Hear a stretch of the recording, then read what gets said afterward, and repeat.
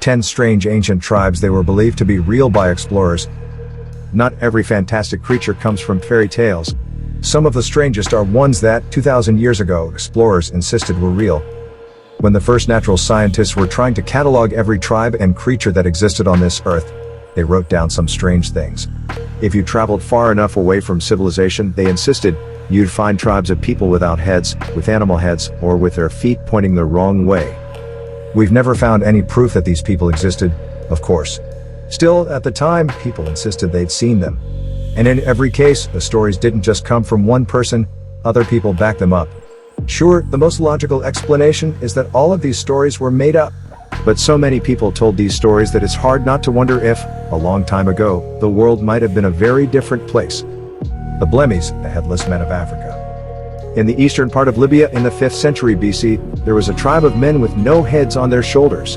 Instead, they had their eyes and mouths on their chests. At least, that's what the Greek writer Herodotus claimed.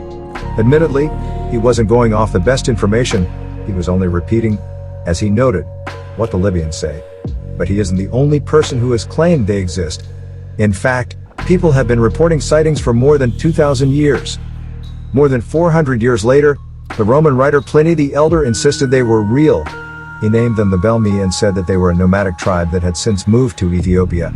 He reported that they were also total savages and extremely dangerous. They kept coming. In AD 1211, an explorer named Ferm claimed he'd found a tribe of men without heads, who have their eyes and mouths on their chests, living on an island in Ethiopia, adding that they were 366 centimeters, 12, tall. And a little over 100 years later, John Mandeville claimed to have seen them too. In the 17th century, Sir Walter Raleigh himself insisted they were real. The Calistri, the dog-headed men of India. A Greek physician named Ctesias traveled out to India back in the 5th century BC, and he came back with some crazy stories. Up in the mountains, he claimed, there was a tribe called the Calistri, and they had the heads of dogs. They speak no language, but bark like dogs, Ctesias reported. He claimed that he could understand the other people of India, but had to reply by barking or using sign language. And there were no small number of them. Like Ctesias' best guess, there were 120,000 Calistri living in the mountains of India.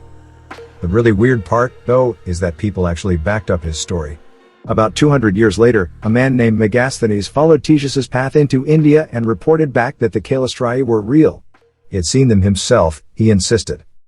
And it wasn't just the Greeks. Indian and Tang dynasty Chinese writers claimed the dog-headed men were near Tibet and were called the Supana. And centuries later, Marco Polo claimed to have met a tribe of people who looked just like the Calistri on an island called Angomanane.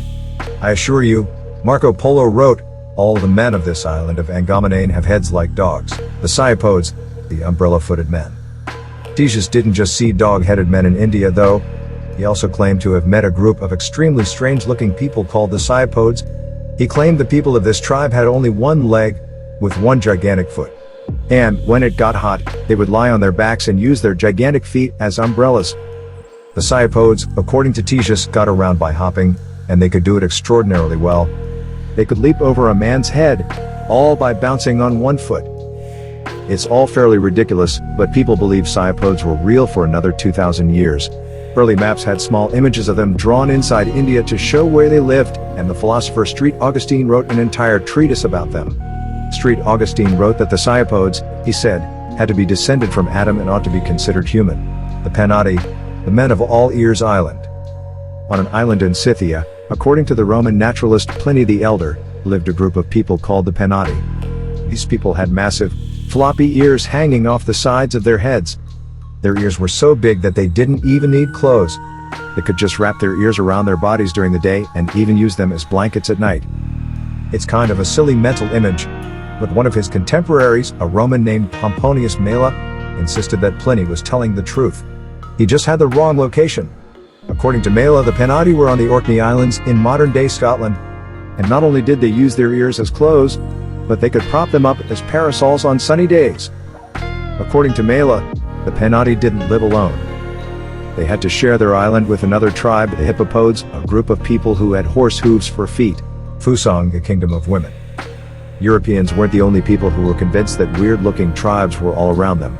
When a Chinese missionary named Hui Shen sailed to see what was to the east of China in AD 500, he came back with some crazy stories. This is a common misunderstanding.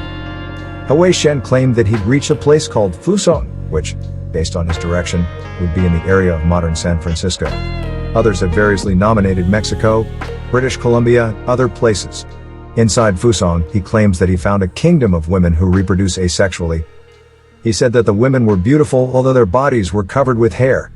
Hui Shen claimed there were no men among them. Instead, the women would reproduce by walking into the water and waiting till a child formed in their wombs.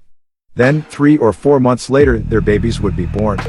They'd feed their babies, he claimed, by letting them suckle juice out of their neck hairs. It's a very strange story, but an Indian astronomer named Varahamihira claimed that he'd met these women, too.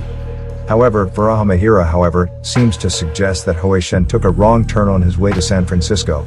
Varahamihira put the women in Tibet, right next to the dog-headed Kailasraye, the Aramaspoi, the one-eyed mountain man. In the northern regions of Scythia, in a range of snow-capped mountains called the Riphean Mountains, lived a tribe of one-eyed people called the Aramaspoi. According to the ancient Greeks, these one-eyed people weren't just an oddity, they were the main reason Scythia was so wealthy. Herodotus claimed that the Aramaspoi made their living by stealing gold from griffins. They lived near a group of greedy griffins who would pass their time sitting on piles of gold, and the Aramaspoi were the only people brave enough to steal their wealth and take it back to Scythia. There's a lot of crazy in that story. In fact, even Herodotus scribbled in a little disclaimer saying that he was just repeating what a Scythian had told him. Oddly enough, though, there are actually some modern historians who think the Aramaspoi might have been real. This is a common misunderstanding.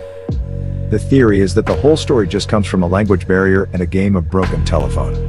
There was a group of Zoroastrian followers that went by a name that sounded an awful lot like Aramaspoi, which means one-eyed. Some historians think Herodotus may just have misheard their name and run with it, the Aborimo, the tribe with backward feet.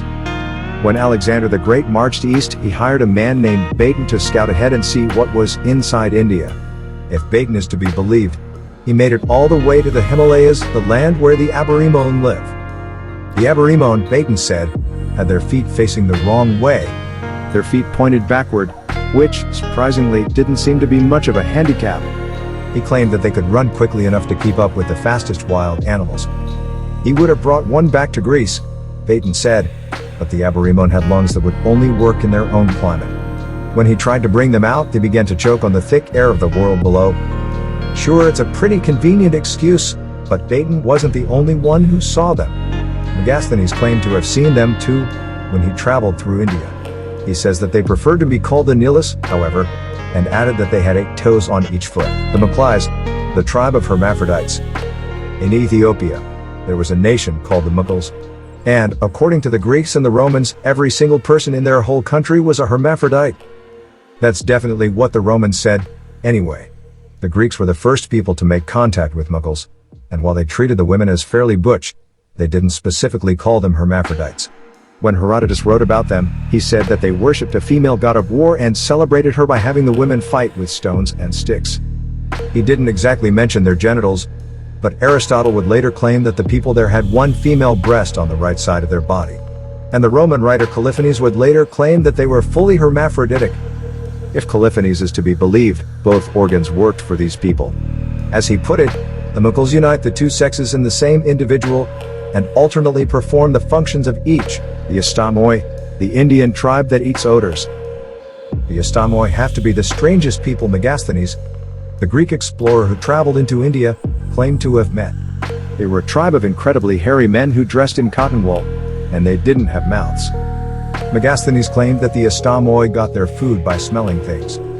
They would carry smelly roots and flowers around with them and would inhale them for nourishment. They had to be careful, though, because they were extremely susceptible to scents. A strong and potent enough odor could instantly kill you. Medieval explorers claimed to have met the Astamoi too, and specifically said that they lived in the upper reaches of the Ganges.